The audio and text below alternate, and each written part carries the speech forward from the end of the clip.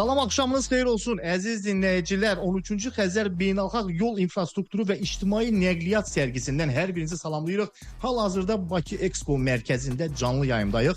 Studiyada tək deyiləm, tanınmış ifaçı, prodüser, bəstəkar Elnarə Xəyalova mənim qonağımdır. Elnarə xanım, xoş gəlmisiniz, axşamınız xeyir olsun. O mənim. Necəsiz? Çox belə maraqlı ortam var bugün burada Bakı Expo Centerdəyik və şəffaf şüşələr arxasındayıq biz və ətrafımız dörd dörəmiz. Hər yan insandır, axın belə gəlir, gedir, yəni və sərvəyə-axır müəyyən hadisələr baş verir. İnsanlar gedə-gedə bizə belə dönüb baxırlar ki, bunlar nə gəzirlər, bunlar niyə? Nədir, bir də olmamışdı. Görünüz, bu da maraqlıdır, bu da bir ilk oldu. Oldu, bəli. Özünüz necəsiz? Şükür Allah, yaxşı olasınız. Şükür, yaxşıyam. Elnarə xanımı biz həmişə belə tanınmış müğənni və biraz kreativ, biraz coşqulu müğənni kimi tanıyırıq. Və istəyirəm bugün Elnarə xanımı bir qədər sürücü kimi də tanıyaq. Yəni musiqidə, incəsənətdə olduğu kimi coşquludur, sükan arxasında. Çünki maşında bir yerdə getməmişəm, bilmirəm, ona görə soruşmaq istəyirəm. Yoldaşım tam skrinlər atır mənə part-apart. 128 manat, 18 manat, 20 manat, bir 7-8 dənə belə skrin attı mənə. Axırda mən yazırım, deyirəm, bu nədir? Baxmıram da, nə? Baxıram ki, yəni nəsə gəlir də skrin. Mən yazır, cərimələri. O dərəcədə. Sürücüyəm, yəni sürürəm, Rövşən ödəyir. Allah nədir? Keçmiş olsun. O dərəcədə siz, yəni ki, o mənada demirəm. Çox yaxşı sürücüyəm. İndi bu elə belə zarafat Təbii. idi. Yəni təbii ki, ən yaxşı sürücünün də həmişə, yəni normaldır, səhvi də ola bilər. Qaydada pozar və qayda pozmağı sevmirəm. Heç qətiyyən sevmirəm, amma indi insanıq da, o qədər olur ki, bilmədən, istəmədən olur müəyyən. Tələsirsiniz, tədbirlər olur, çəkilişlər olur. Bəli, o da ola bilər. Ən çox o 18 manatlar saxlamaydı, dayanma durmaydı. O da niyə? Son bir ay ərzində biraz mənim telefon problemləri yaşadım. Telefonum oğurlanmışdı. Yəni yeni telefona keçəndən sonra orada parkingi aktiv eləmək, onu nə bilim bank kartı aktiv eləmək, onu ona qoşmaq ciddi problemlər yaşadım. Ona görə də dayanma durma ilə həqiqi, yəni artıq deyirdim ki, əş neynimə gəlsin də çərmə, yəni Nə varız, yəni o da yazıq Rövşən ödədi alsın. Sağ olsun Rövşən müəllimə də burada minnətdarlığımızı bildiririk ki, ən azından ödəyib, köməkli eləyir sizə. Amma belə bir sual da vermək istəyirəm ki, musiqi və avtomobil idarə etməsi arasında nəsə bir bənzərlik varmı sizcə? Yəni söhbət burada ritm, koordinasiya, diqqət, yəni təbii ki, musiqidə də bunu diqqətlə izləyirsiniz və musiqiyə diqqət yetirirsiniz, ritminə, onun axımına, sürücülükdə də Elnarə xanım elə bir şeylərə fikir verirmi? Ümumiyyətlə mən düşünürəm ki, kim özü təbiətən necə bir insandırsa, yəni mədənidir, mədəniyyətsizdir, necə özü necədirsə, avtomobil idarə etməyi də eynən elədir. Məsəl üçün, deyək ki, avtomobildə deyirik, tutaq ki, böyük bir qələbəlikdir, belə bir insan dolu yerdir, toplum yerdir. Məsələn, tutaq ki, bir qapı var oradan hamı keçməlidir də, bir giriş var, hə? Bəli. Özünüz görəcəksiniz, hər kəs eyni davranmayacaq. Məsələn, kimsə o girişə yaxınlaşanda, tutaq ki, kişi xeyli ağdırsa, mütləq özündən sağda dayanan qadına yol verəcək, ona yol göstərəcək ki, buyurun keçin. Amma biri də məsələn tələsib gəlib, o qadını da tapdalayıb belə vurub yansıb girəcək içəri. Yəni, necədirsə həyatda, hansı davranış xüsusiyyətlərinə malikdirsə, hansı mədəniyyətdədirsə, hansı temperamentdədirsə, maşın sürməyi də eynən olur da, biləsiniz yəni.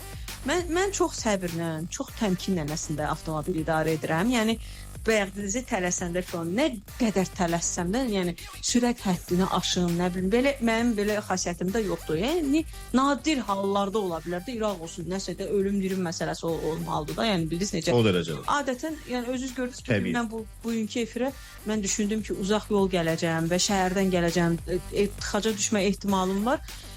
Bir saat tez gəlmiş. Yeri gəlmiş ki, Elnarə xanım məndən də tez gəlib, mən studiyada deyildim, burada deyildim. Mənə yazır ki, mən buradayam. Deyirəm, Elnarə xanım, siz orada studiyam. Film başlamağına saat yarım vaxt var. Çünki mən bilirdim ki, mən məsələn gəldim, qapıdan içəri girmək üçün belə avtomobillər düzülmüşdülər. Bəli, çox böyük sıxlıq var. Dəqiqə burada. Və girəndə də parking bir sağa girdim, fırlandım. Gördüm çıxış yoxdur. Nətər girmişdimsə elə də arxa-arxaya çıxmışam sağdakı parkingdən. Maşın çox, yer yox. Bayağı o dərəcə fırlanmağa da yer yoxdur. Dal-dal çıxmışam. Təzədən girdim, soldakı parkingdə saxladım. Yəni o da bir yalan olmasın, bir 15-20 dəqiqə zamanımı aldı. Gəldim, nə bilim, əl üzümü yudum, sonra oturdum qəşəng qapının ağzında bir qəşəng kofe içdim. Siz gələnəcən yəni gəzdim bu sərgini. O qədər dost tanış gördüm, hamı da çağırır, sağ olsun, tanıyır. Elnarı xanım, o çağırır. Bolca şəkil çəkdirmişəm belə. Yəni ki, hədər getmədi mənim o saat yarımın, biləsiniz. Yaxşı ki gəldiniz. Yollar haqqında məlumatınız var Elnarə xanım. Gəlin yollar haqqında. Sual cavab vermədim mən. Nəyi? Siz nəsə maraqlı sual vermişdiniz. Musiqi ritmi. Musiqi ilə. Saatin tamamından sonra elə ona geri dönüş eləyərik o suala mütləq şəkildə. Saatin tamamında dostlar, yollar haqqında məlumatımız var. Onu bizim izləyicilərimizə və dinləyicilərimizə çatdıraq. Ondan sonra həmən mövzumuza geri dönüş edək. Bakıda axşam saat 5-dir. Şərifzadədə premium mənziliniz Avant Nova'dan cəmi 26.650 manat ilkin ödənişlə 2 otaqlı white box studiya mənzilə sahib olun. Həm də ipoteka və ya faizsiz hissə ödəmə rahatlığı ilə. Avant Nova, əlaqə ulduz 0241. 107.7 Avto FM. Sizin yollarınızın radyosu. Avto 80'lerin kiti FM 90'ların kiti Avto bütün illerin kiti FM en yeni hitler. Yollar haqqında məlumatı Radius Avtomobil Təkər Mərkəzinin sponsorluğu ilə dinləyirsiniz. Hal-hazırda yollardakı vəziyyətlə tanış edilməz dinləyicilərimiz Heydər Əliyev prospekti Kənar yol mərkəz istiqamətində Üzeyir Hacıbəyli küçəsi Azadlıq prospekti ilə Kəşməyə qədər, Yusif Səfərov küçəsi Heydər Əliyev prospekti istiqamətində və mərkəz istiqamətdə Dilara Əliyeva küçəsi Puşkin küçəsi ilə Kəşmədən, Rəşid Behbudov küçəsi ilə Kəşməyə qədər, 28 May küçəsi Puşkin küçəsi ilə Kəşmədən, Rəşid Behbudov küçəsi ilə Kəşməyə qədər, Mikail Müşfiq küçəsi Badamlar dairəsindən 20 nömrəli məktəb lisey istiqamətində, Köroğlu Rəhimov küçəsi həm Akademik Həsən Əliyev küçəsi ilə Kəşmədən, Heydər Əliyev prospekti istiqamətində və Mirzə Qədəm İrəvani küçəsindən Akademik Həsən Əliyev küçəsi istiqamətdə. Akademik Həsən Əliyev küçəsi Tbilisi prospekti istiqamətində. Tbilisi prospekti 20 yanvar metro stansiyasından mərkəz istiqamətə və İzmir küçəsi ilə Kəşmədən 20 yanvar metro stansiyası istiqamətində. Ali Mustafayev küçəsi Ziya Bünyadov prospekti istiqamətdə və Ziya Bünyadov prospekti Müzəffər Nərimanov küçəsi ilə Kəşmədən 20 yanvar metro stansiyası istiqamətində sıxlıq müşahidə olunur. Maraqlı faktdır ki, nəqliyyat vasitəsinin bütün şinləri istismar müddəti ərzində homojen və ekvivalent aşınmalıdır. Nəzəriyyəyə görə homojen aşınma bir şinin protektorunun bütün səthi müstəvisi boyunca bərabər şəkilli aşınmasına, ekvivalent aşınma isə hər 4 şinin bərabər şəkilli aşınmasına deyilir. Qeyri-bərabər aşınma təkərləri dəst şəklində deyil, 1, 2 və ya 3 ədəd olaraq dəyişdirilmə zərurəti yaradır. Beləliklə, avtomobil heç zaman homojen aşınmış 4 ekvivalent şinə malik olmur və potensial təhlükəyə çevrilir. Yol hərəkətinin təhlükəsizliyi üçün təkərlər həmişə 4 ədəd olmaqla dəst şəklində dəyişdirilməlidir. Radius Avtomobil Təkər Mərkəzi Azərbaycan yollarında hərəkətin təhlükəsizliyini və ətraf mühitin mühafizəsini təbliğ edir və havanın necə olmasından asılı olmayaraq sürücüləri avtomobilin təkərlərinə məsuliyyətlə yanaşmağa dəvət edir. Yollar haqqında məlumatı Radius Avtomobil Təkər Mərkəzinin sponsorluğu ilə dinlədiniz. Yoldasan davam edir. Yoldasan davam edir. Hardan davam edir? 13-cü Xəzər Beynəlxalq Yol İnfrastrukturu və İctimai Nəqliyyat sərgisindən hal-hazırda Expo mərkəzindəyik və mənim bugünkü yol yoldaşım, tanınmış müğənni, bəstəkar, prodüser, yəni çox tanınmış bir ictimai sima deyərdim bizim Elnarə xanıma. Elnarə xanım, yaxşı ki varsınız.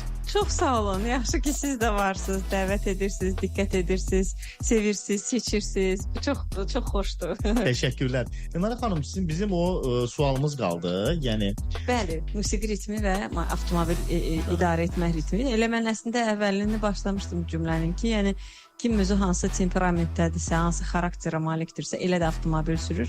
Və özümü misal çəkdim ki, çox təmkinlə, əslində çox səbrlə avtomobil idarə edənəm. Ancaq bəzən olur belə bir provokasiyalar olur. Mən də görsən sağdan kimsə gəlir, keçir, ya sıxır səni. Məsəl üçün bir fikir vermirsən, iki fikir vermirsən, sonra görsən ki, yox, əməli başda bəzən insanı özündən çıxarda bilər, amma mən bütün sürücülərə buradan səslənirəm ki, heç vaxt belə provokasiyalara uymasınlar. Çünki hal-hazırda yollarımız kifayət qədər sıxlıq var, yollarımızda kifayət qədər doludur, kifayət qədər də açıq etiraf edirəm. Mən 2001-ci ildən avtomobil idarə edirəm. 24 ildir artıq. 24 ildir ki, sürücüyəm. Naşı sürücülər olanda, xam sürücülər olanda biz çox əziyyət çəkirik də. Və fərqi yoxdur, istədiyim qadın kişi. Çox vaxt elə bilirlər ki, naşı xam sürücü ilə qadın olur da. Məsələn, mən də arada bir deyirsən, sürdüyüm yerdə görürəm ki, ay Allah, yaman mane olur da kimsə mənə də. Yəni sıxır məni, qoymur, imkan vermir keçim, öz yolumu gedə bilmirəm. Nə özü sürür, nə mənə imkan verir. Gəlirəm belə yanına bax, gedirəm, ürəyimdə fikirləşirəm ki, 100% qadın. Görürəm, baxıram, yox, bir cavan oğlandı məsələn də çıxır. Bəlkə fikirlidir, bəlkə həqiqətən də indi nəsə fikir vermir ki, məsələn, diqqət eləmir ki, tutaq ki, şəritdə deyil də. Yəni adam düşünürsən ki, ya solla sür, ya sağla sür də, bir şəriti tutsur, imkan ver biz də sürəcək ki, yol ikisini də özəltdirək. Yanar xanım, qadınlar daha çox diqqətli avtomobil idarə edirlər. Bəli. Avtomobilinə daha diqqətçil yanaşırlar. Bəli. Çünki belə deyim də, o xanımlardakı bir ev uyumluluğu ki var. Bəli. Avtomobili də özünü evi kimi hiss elətdirir. Fobiya var da bizdə. Məsələn, şəxsən məndə var. Yəni mən hər çıkan arxasına əyləşəndə yüz ölçürəm, bir biçirəm. Yəni mindən dua eləyirəm. Çıxıram. Yəni nə bilim də, biz o kişilər daha belə siz soyuqqanlı, daha prozaikdilər qadınlara baxanda. Biz axı emosionalıq, biz biraz emosionalıq. Ona görə normalda biz bütün emosiyalarımızı əslində sakitləşdirib belə stabil sürməliyik avtomobili. Amma kişilər zaten soyuqqanlı idarə edirlər. Yəni kişilər sanki texnika üçün yaranıblar da. Allah elə bir ki, onları texnika üçün yaradıb. Yəni oturan kimi, yəni əl gedir, məsəl üçün tutaq ki, əyləcək, ya nə bilim ayrıcıya falan. Yəni mexanika olsun, avtomat olsun, həmən idarə edirlər. Qadın bir saat fikirləşir. Ay Allah, orası necə idi görüm. Həqiqətən o da məsuliyyətdən irəli gəlir ha. Biz o fobiya, o məsuliyyət var ki, yəni sükan arxasına oturursan, yəni bu sağ-salamat özün də gedib çatmalısan mənzil başına, yolda da normal, yəni heç kəsə mane olmamalısan və s. Yəni salamatlıq olmalıdır da, amma kişi onu daha tez bacarır, yəni qadına baxanda. Daha reaksiya baxımından bəli, daha tez alınır onda o. Bəs bilirdim ki, siz SUV avtomobilini çox xoşlayırsınız. Hansı avtomobil? SUV tipdə, yəni hündür avtomobillər. Yes, SUV, ay Allah, SUV, hə. İndi də onu idarə edirsiniz. Bəli, məndə, Wrangler, bəli. Wrangler. Bəs ümumiyyətlə necə fikirləşirsiniz? Yəni sizin üçün böyük deyil mi avtomobil? Valla mən... Öyrəşmişsiniz artıq. Avtomobil alanda məndən soruşmamışdı, aldı, verdi. Bunu sürəcəksən, mən salam. Bu tank sürürəm, 15 ildə artıq. 2013-dən sürürəm də mən onu, 12 ildir. 12 ildir. Hə, 12 ildir sürürəm. Və siz deməli avtomobili dəyişməyi də xoşlamırsınız. Niyə dəyişim ki, aparır da, mən dəyişsəm görə nə dəyişəm? Yox, var da, yəni elə mən belə deyim də, insanlar var ki, tez-tez avtomobil dəyişir, yəni maksimum 2 il sürdüm, 3 il sürdüm, uzağı 5 il sürür, 5 ildən sonra belə biraz ona hisslər gəlir ki, artıq dəyişməyə. Avtomobilimi, nə telefonumu tez-tez dəyişənlərdən deyiləm. Sevmirəm, ümumiyyətlə əşyalarıma sadiqəm, yəni insanlara da eynən elə sadiq olmağa çalışıram. Və əgər hər hansı bir əşyaya, texnika öz ömrünü bitirməyibsə, onu dəyişməyin mənasını görmürəm sadəcə olaraq. Yəni təyinatı varsa, funksionaldırsa, niyə dəyişim ki? Yəni 4 təkər gedir, mənzil başına çatdırır. Avtomobil nədən ötürüdür? Təyinatı var da, min getmə, salam. Mən avtomobil sükan arxasında bilirik ki, hələ ki normaldır hər şey, yəni hər şey qoz kimidir də, yəni. Gördünüz, əla vəziyyətlərdir. Evet, yəni qadın sürürsə avtomobili bir mənalı olaraq deyirlər ki, yəni o xüsusi vurğulanır. Yeri gəlmiş yəni, nəyə görə bayaq dediniz? Bəli. Belə nəsə də müəyyən xüsusi. Harasa qaldırmırsınız, harasa palçı, daş, qayalı. Ümumiyyətlə qadınların elə ekstremlə, yəni araları yoxdur əslində. Amma səfər eləməyi xoşlayırsınız. İstəyirəm, səfər eləməyi xoşlayırsınız. Necə? Yox, mən uzaq yol sürməmişəm heç vaxt, da sürmək də istəmirəm. Çünki yoruluram. Həqiqi çıxır. Necə? Özüm idarə etmə. Yəni Uzaq yola ümumiyyətlə avtomobillə çıxmağı xoşlayırsınız? çıxmışam. Yəni kimsə sürsün, mən də oturum, baxım, hə elə. Amma özüm sürsəm, heç nə, leşim gedib çıxacaq. Abi siz avtomobil idarə eləmək sizə zarafat gəlməsin. Avtomobil idarə eləmək insanı yorur. Həqiqi yol. Ərzində mən səhərdən axşama kimi avtomobil idarə eləyirəm də, uşaqları apar, gətir. Evdən məsəl üçün bayaq sizdən öncə bir başqa efirdə idim. Məsələn, ora get, bura get. Bütün günü zaten avtomobildəyik. Çox yorur adamı. Yəni o ayrıca bir işdir də. Məsələn, tutaq ki, mən sürücü tutsam, ona aylıq maaş verməliyəm. Yəni Təbii. ayrıca işdir. İşlədirik, baş işlədirik. Avtomobil yolu. Mən sizin kimi, mən də buradan etiraf edirəm. Ümumiyyətlə uzaq yollar çıxmalı avtomobil sürmürəm mən də. Və bu yaxınlarda biz Şəkiyə səfərə getdik. Şəki səfərində, ümumiyyətlə səfərlərə çıxanda mən həmişə sərnişin rolunda oluram. Sərnişin kimi əyləşirəm avtomobildə və bir neçə dəfə deyiblər ki, heç olmasa yazığın gəlsin bizə. Gəl bir saatda sən sür maşını. Mən sükan arxasında oturmuram. Ümumiyyətlə düz avtomobil sürürəm özüm. Bir saat yox, 11 saat da sürərəm, əgər ehtiyacdırsa. Zaten komandamızda maşallah hamı avtomobil sürəndir. Hamısı avtomobil mütəxəssisidir. Mən orada ehtiyac yoxdur. Qoy sürsünlər. Təbii ailə ilə gedəndə sükan arxasında məcburi otururam. Məndən başqa sükan arxasında oturan yoxdur. Təbii ki. Amma uzaq səfərlərə, çəkilişlərə gedəndə heç o sükan arxasında oturmuram. Sərnişin qismində oturanda açıq deyim, bir qədər yoldan zövq alıram. Avtomobildən zövq alıram. Təbiətdən, ətrafda baş verəndən. Gün ərzində 500-600 kilometr yol sürə bilir. Yəni səhər çıxır, tutaq ki, ezam olunur, məsələn Qazağa, məsələn də. Mən səhər evdən çıxanda bilirəm ki, bu adam Qazağa getdi də, yoldadır. Axşam zəngləşirik, məsələn də deyirəm ki, hə, hardasınız, nə edirsiniz? Deyir ki, Lənkərandayıq. Deyirəm, sən səhər Qazağa getmişdin. Sizin təzimdə Qazaqdan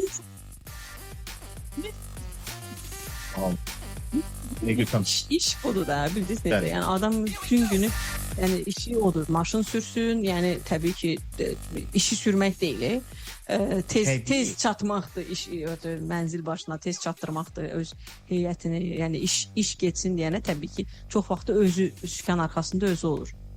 Amma deyim ki, həqiqətən gün ərzində bu qədər yol sürmək 500-600 kilometr zarafat gəlməsin. Yorur, zehni yorulur. Çox yorur. Zehni cəhətdən yorulursan.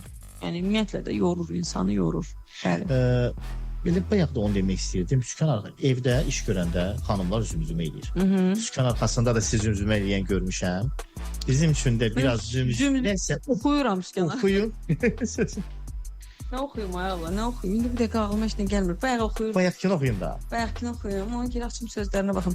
Sözlərini unutsam məni üzürlü sayında. Danışanda da söz unuduram. Bu hamısı Covid'dən sonra qalan şeylərdir, fəsadlardır. Bəlkə başqa mahnı oxuyuram. Oxuyun. Nə ki, dəqiq yaxşı bilirəm. Məsəl üçün Gəncədən gəlirəm, yüküm xurmadır. Gəncənin qız yolları bu, ay yollarım vurmadır. Gəncədə bir qız var, teli durnadır. Günəşə sən çıxma, mən çıxım deyir. Ay deyir, vay deyir. Günəşə sən çıxma, mən çıxım deyir. Sağa sola da baxıram, elə bir hamı mən eşidir də. Yeri gəlmişkən bu dəqiqə yolda olan hər kəs bizə eşidir. Təşəkkür edirəm, səsinizə sağlıq. Biz Elnara xanım bizim uşaqlığımızın səsidir, cavanlığımızın, yeniyetməliyimizin səsidir. Başa düşürəm ki, yaş çoxdur. Yox, o qədər. O Rusca. Niyə? O qədər, mən də yaşlıyam. O qədər də deyim ki, mən 87. Elə çox yaşlı deyilsiniz ki, məndən balacasınız da. Mən yaşlı, sizdən balacayam təbii, amma nə qədər də olmasa uşaqlığımın səsidirlər. Uşaqlığımın səsiymiş. Heç bir şey, heç. Bayaq bizim Marat bəyin dediyi kimidir, uşaqlıq sevgisi, uşaqlıq arzusu, Elnara xanımın sevgisi, bəli. Burada o qədər tanış adam gördüm, gələ-gələ. Bizim həm mərkəzimizin üzvlərindən biridir, həm sizin həmkar sayılır, yəni qonşu radioların birində. Maratın da avtomobil verilişi var. Belə də ki, aparıcı kimi də sınayır özünü, ifaçı kimi də sınayır. Mərkəzimizin də üzvlərindən biridir. Bu yaxınlarda yeni treki çıxdı. Bəli. Hal-hazırda demək tüm Dağın editlərdə paradları və onun musiqisi sizə aiddir Elnarə xanım. Bəli, əslində mən uşaqlara kömək məqsədi ilə, yəni Marat ilk deyil, nə də son deyil. Marata qədər rahat bir 10-15 belə işimiz olub, yəni də mərkəzin üzvləri ilə. Bundan sonra da inanıram ki, olacaq kifayət qədər məhsuldar işbirliyimiz olacaq. Hər kəslə, tək Maratla yox, amma Maratda maraqlı idi biraz yanaşma və bir növ mən ona təklif elədim də. Dedim ki, yəni istəyirsən sənin üçün fərqli bir platforma yaradaq da. Yəni hamı kimi olma, eyni olma, fərqlən. O da tutdu mən nə demək istəyirəm. Dedi ki, hə, mən elə istəyirəm, mən dənizdə damla olmaq istəmirəm, mən fərqlənmək istəyirəm. Və onun maraqlı bir blues yazdıq. O özü də çox belə qəribə yanaşdı. Dedi, Elnarə xanım, siz məni görürsünüz, mən hara blues varam. Dedim, görürəm, oxuyacaqsınız. Bu da çox qəribə. Demək ki, boşluq var imiş da. Ki, o hit paradlarda hər yerdə mahnı birinci yerdədirsə. Təbii, boşluğu doldurduqda artıq o hiss olunur. Kifayət qədər hiss olunur. Və əslində bizim üçün də söhbət biz nədən getdi? Bizim hamı üçün təəccüblü gələn blues janrının bu qədər sevilməsi oldu. Yəni qəribədir. Mənim özümə də çox qəribədir. Və Elnarə xanımı biz blues janrında yazan bir bəstəkar kimi də kəşf elədik bu arada. Təbii, yox. Ayıb olar. Yəni mən bəstəkar deyiləm, mən musiqiçiyəm. Mən pianistəm, musiqiçiyəm, amma tələbələrimə lazım olanda kömək məqsədi ilə mən çalmalıyıb işə girişirsiniz. Bəli, hər iş bilirəm. Klip də çəkə bilərəm, mahnı da bəstələyə bilərəm, söz də yaza bilərəm. Yəni nə edə bilirəmsə, nə etmə iqtidarındayamsa, onu yəni prodüserluq da edə bilərəm. Niyə də yox? Niyə də yox? Çox maraqlı bir mövzumuz gedir və Elnarə xanımın avtomobilləri, sükanı və hər bir şeyi müzakirə edirik burada. Elnarə xanım, istəyirəm belə bir sual verim sizə. Ümumiyyətlə Elnarə Xəyalova üçün avtomobilin xarici görünüşü vacibdir, yoxsa texnologiyası, rahatlığı, komfortu? Maraqlı sualdır. Əslində texnologiyası və komfortu daha vacibdir. Ancaq mən bir tərəzi bürcü kimi təbii ki, onun estetikasına fikir verməyə bilmərəm. Düzdür, zövqlər müxtəlifdir, amma minimalizm sevirəm əslində. Yəni əslində Jeep Wranglerdən də onu görmək olur. Çox orada abartılı heç nə yoxdur da, belə şapaq-şapaq monitorlar, nə bilim, cürəbəcür düymələr və s. və axır yoxdur. Yəni az qala hər şey açarla açılır, açarla bağlanır, az qala da, yəni belə mexaniki vəziyyətdədir hər şey. Amma onun da bir şeyi var da, bir gözəlliyi var. Çünki 47-ci ildən istehsal olunan əsl Jeepdir və onun prototipində, ondan sonra istehsal olunan bütün Jeeplər onun əslində prototipində hazırlanıb. İnsana zövq verir. Yəni ümumiyyətlə o avtomobili idarə eləmək çöldən çox kobud görsənir. Məsələn, kişi maşınına oxşuyur. Yəni elədir də, həqiqətən tanka oxşuyur. Hamı mənədir. Tankı sürürsən yenə deyirəm, mən sürürəm. Ancaq maşın kimi maşındır da. Düz divara dırmaşır yəni. Elə, razıyam sizdən. Və bir sual da avtomobillərlə vereyim, sonra keçək sizin ümumiyyətlə fəaliyyət növünüzə. Söhbət nədən gedir? Elnarə xanım, bilirsiniz ki, Çin maşınları indi dünyanı qan eləyir. Bəli, sözün əsl mənasında və mənəm deyən brend şirkətlərinə meydan oxuyurlar. Elnarə Xəyalova nə vaxtsa özünə Çin avtomobili alar. Yəni seçim olaraq edərsinizmi? Düzdür, neçə il belə bir brend avtomobil sürdükdən sonra Elnarə Xəyalova özünə Çin avtomobili ala bilərmi? Yəni seçim var, birdən də yəni avtomobili dəyişmək bir necə deyərlər, qərarı gəldi. Bir yenə də həmən avtomobildən sürdüyünüz həmən avtomobildən və başqa bir Çin avtomobili. Deyir, heç vaxt demə, heç vaxt. Valla belə antireklam kimi səslənməsin. Bu sadəcə bilirsiniz də insanların fikri insanların sayı qədər fikir müxtəlifliyi var. Təbii. Mənə Çin avtomobilləri belə oyuncaq belə mənə təsir bağışlayır. Siz rusların bir yaxşısı var, Navarotchini.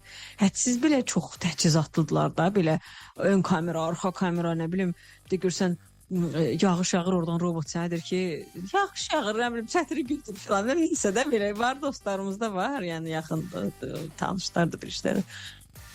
Belə baxsan komfortu var ha maşının, amma mənə belə multfilm kimi maşın. Bu pis fikir kimi xahiş edirəm, yenə deyirəm bunu belə telefon kimi heç kəs qəbul eləməsin ha, yəni niyyət o deyil. Sadəcə bu mənim subyektiv fikrimdir, amma nəsil çox xoşlayır. Çox xoşlayır, hə.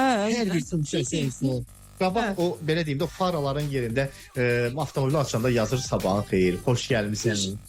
İsə ayarlayır, nə bilim, qaranlıqdır, işığı çox verir, ay nə bilim, işıqdır, nə bilim, azaldır. Yəni hər şeyi özü tənzimləyir. Ay nə bilim, tutaq ki, yağışı silmək, orada nə bilim sürəti mi var? Hər maşında var ya, əslində bəlkə də mən biraz abardıram. Deməyim odur ki, çox belə yenilikçi avtomobillərdir, amma biz ailədə 6 nəfər idi, indi bilirsiniz. Mən bu dəqiqə əslində düşünürəm ki, mən avtomobilimi dəyişsəm, ancaq 7 nəfəri avtomobilə dəyişməliyəm ki, biz hamımız bir maşına yerləşək.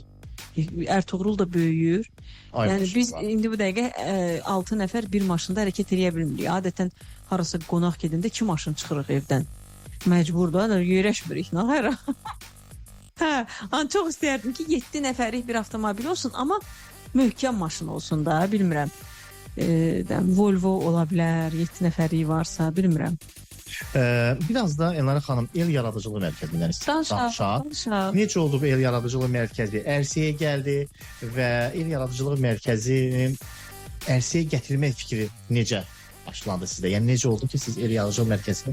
7-8 il öncə özümü orada tapdım ki, böyük əksəriyyət jurnalistlər və böyük bir böyük sayda ictimai insanlar hər kəs bir-birinə eyni sualı verir, mənə də o sualı verir. Verişlərə gedirik və yaxud da ki, heç mən deyiləm verişdə, baxıram, açmışam televizora baxıram, yaxud da ki, radio efirdəyəm indiki kimi və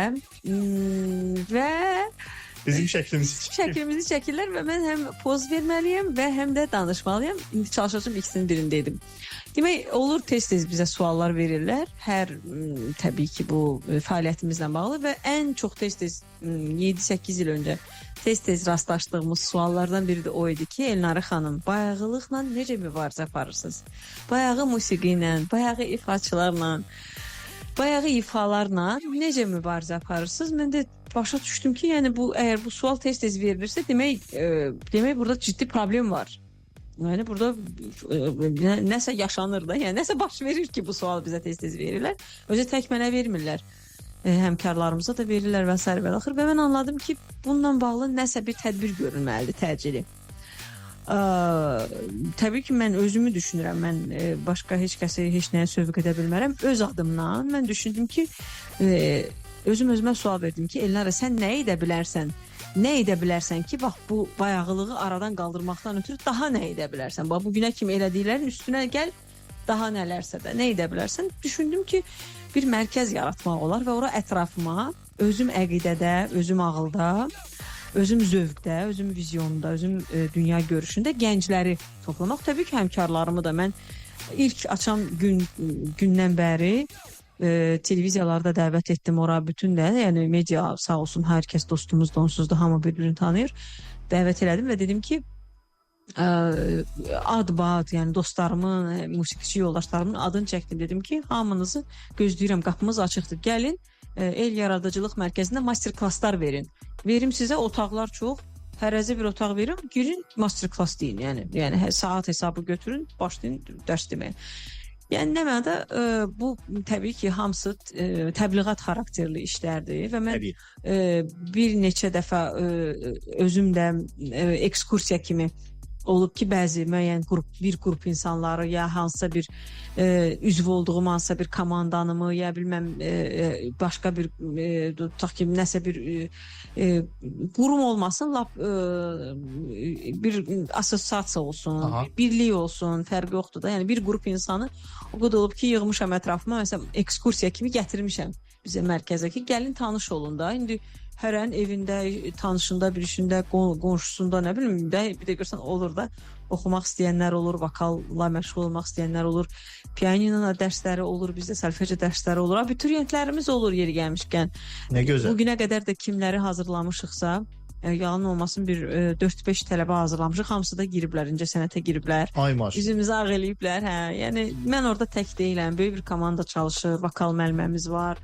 Peşəkar musiqiçilərdən ibarət. Özünüz seçirsiniz tələbələri, yəni gəlirlər. Bəli, gəlirlər dinləməyə, biz onları dinləyirik və mövcud duruma görə diaqnoz qoyuruq. Bizim elə tələbə var ki, deyirəm ki, sən həftədə bir dəfə də gəlsən, sənə bəs eləyir. Yəni ehtiyac yoxdur, özünü yorma. Amma elə tələbə var ki, deyirəm 3 dəfə gəl mütləq. 1 3 5 burada ol. Mən gəlsəm, məni hazırlaya bilərsiniz. Ay, Musiqili yes. səsim var. Səs hamıda var. O sual mənə verəndə, hə, mən həmişə yazıram ki, deyirəm səs bütün canlılarda var. Sadəcə səsi idarə etmək qabiliyyəti eşitməyə bağlıdır Bəli, təbii ki. belədir. Bu hamıda eyni deyil. Və bu eyni ola bilməz. Yəni bu təbii ki, xüsusi istedad tələb olunur buna görə və buna görə insanlar bir-birindən və musiqiçilər də bir-birindən fərqlənirlər. Ancaq ki, səs hamıda var və çox istəsək biz sizə uyğun repertuar tapa bilərik. Mütləq şəkildə mən sizə müraciət edəcəm. Yəni mərkəzində Avarızları oxudacağam. yollar haqqında məlumatımız var. Şəhər demək olar ki, dayanıb. Yaxşı. Gəl, bəli, indi oxuyacağım, görəcəksiniz. Bəli, saat 6-da artıq yollar haqqında məlumatı dinləyicimizə çatdıraq, sonra mövzumuza davam edək Nara xanım.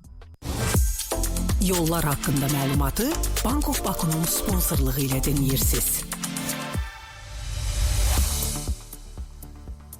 Hal-hazırda yollardakı vəziyyət belədir. Bakı-Sumqayıt şosesi Xırdalan dairəsi istiqamətində, Binəqədi şosesi Azadlıq prospekti metro stansiyasından Binəqədi qəsəbəsi istiqamətdə, Ali Mustafayev küçəsi Ziya Bünyadov prospekti istiqamətində, Ziya Bünyadov prospekti Müzəffər Nərimanov küçəsi ilə Kəşmədən 20 yanvar metro stansiyası istiqamətdə və Abdülvahab Salamzadə küçəsi ilə Kəşmədən Əhməd Rəcəbli küçəsi istiqamətində.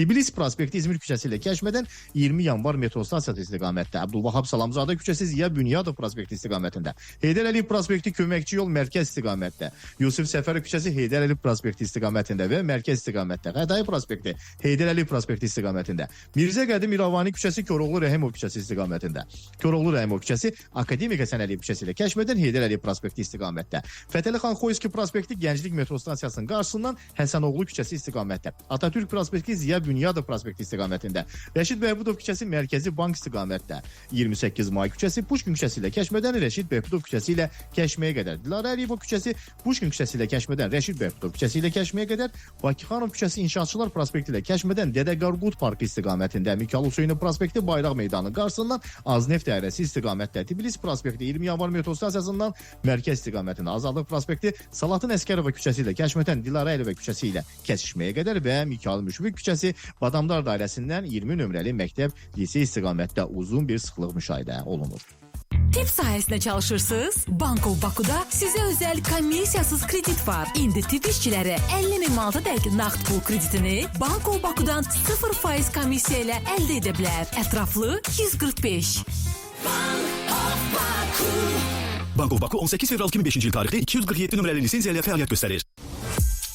Yollar haqqında məlumatı Bank of Baku'nun sponsorluğu ilə dinlədiniz. Dalğanı dəyişməyin. Avto FM-də cəmi bir reklam.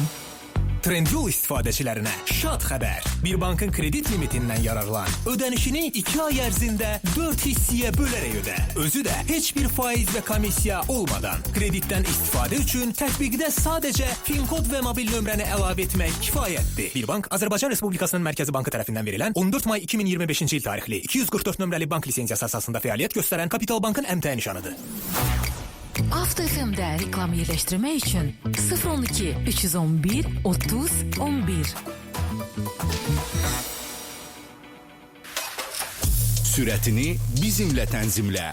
Yoldasan. Bəli, əziz dinləyicilərimiz, Elnarə xanımla bir yerdə mövzumuza davam edirik. Siz bizi yeni dinləyən və bizə yeni qoşulan dinləyicilərimiz bildirmək istəyirəm ki, Avto FM-də hal-hazırda siz Yoldasan verilişini dinləyirsiniz. Bakı Expo mərkəzindən yayımlanırıq və mənim studiyada qonağım, yol yoldaşım, yol həmkarım Elnarə Xəyalovadır.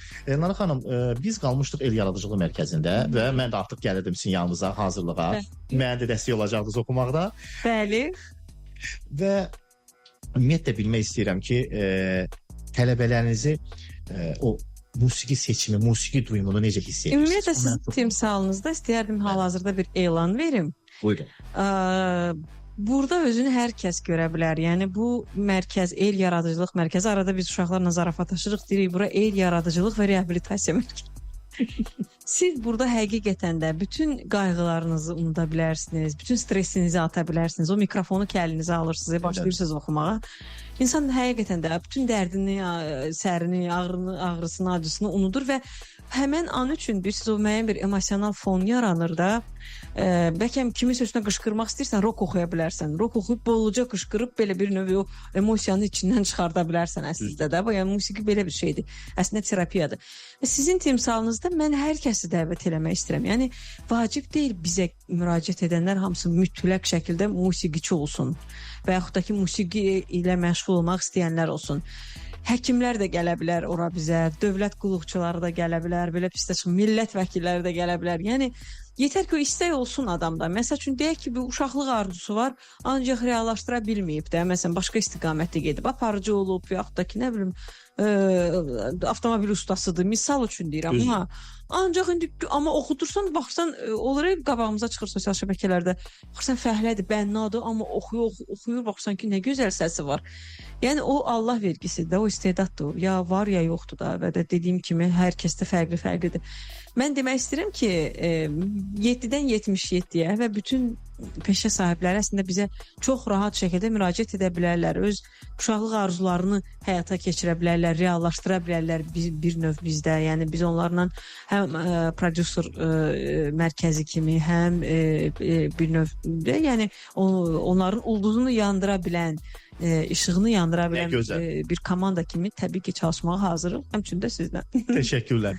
Bəs musiqi duyumu məsələsi, yəni necə olur ki, siz hər bir tələbinizin musiqi duyumunu hiss edə bilirsiniz? O çox önəmli məqamlardan biridir. Hər bir insanın öz fiziologiyası var, özünə məxsus aparatı var və özünə məxsus səs rəngi və səs tembri var.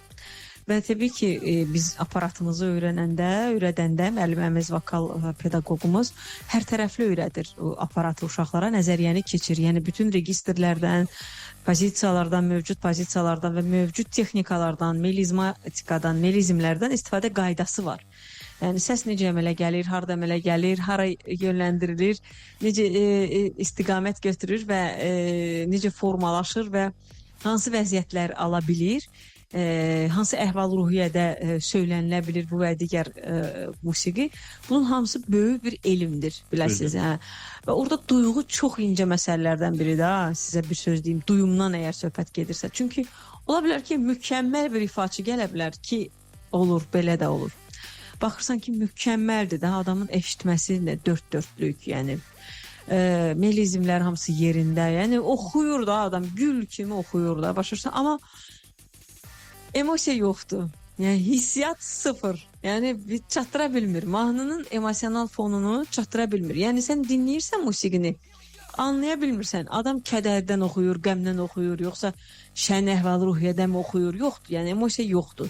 Ancaq fikir qalır, düzgün ifaya köklənir insan, düşünür ki, bunu düzgün ifa eləsin və duyğular qalır bir kənarda. Onda da nə oldu, nə baş verir? Biz dinləyirik, amma laqeyd qalırıq o musiqiyə. Hər şey yerində də, kanta yerində, tərtəmiz oxuyub, citonsuz. Musiqini yaşamır da bilirsən. Yoxdur da, bildin, yəni hissiyat yoxdur. Bilmirsən ki, nədən oxuyur, yağışdan oxuyur, qardan oxuyur. Bilmirsən istidir sənə, bilmirsən soyuqdur. Axı bu hissiyatdır. Tüklər ki qalxır, tüklər biz durur.